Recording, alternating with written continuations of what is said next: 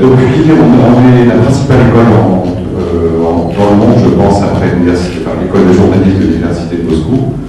Et en 2006-2007, on a décidé de réaliser notre stratégie vers le monde arabe, que ce soit en langue française, en arabe ou en anglais, selon le pays. On a commencé par ouvrir un établissement au Maroc, à Casablanca, puis à Rabat.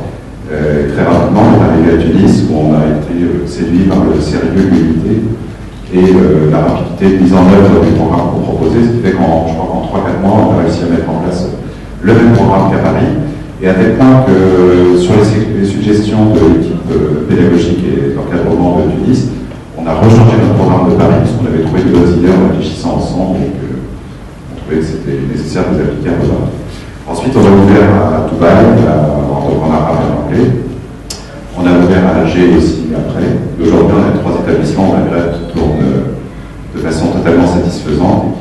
Dans les projets d'ouverture, on devrait ouvrir, si tout marche bien, Inch'Allah, on est ici au Gabon, dans pas longtemps, au Sénégal un peu plus tard, à Beyrouth, et avec une antenne en Palestine, sachant qu'à Beyrouth, on fera un enseignement qui sera essentiellement en anglais, avec à peu près un tiers du cours en arabe standard.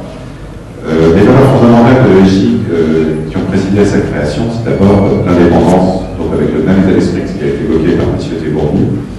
Deuxièmement, c'est l'ouverture sur les autres, ce qui n'est pas un mot en France selon les époques, notamment maintenant. L'ouverture sur les autres, c'est aussi l'ouverture vers le sud et vers l'est. Et c'est aussi le respect des libertés individuelles. Je vais vous prendre un exemple. À Paris, on a décidé de défier la loi à un moment en prenant un étudiant qui a posé sa candidature voilée. Ici, ça vous paraît naturel, mais en France, ça ne l'était pas. Et on s'est aperçu que la loi n'interdisait absolument pas de prendre un étudiant voilé ou un étudiant avec une croix ou un étudiant avec un turban cire. Notre école repose sur en dehors de ces piliers idéologiques qui sont les nôtres, repose sur des convictions.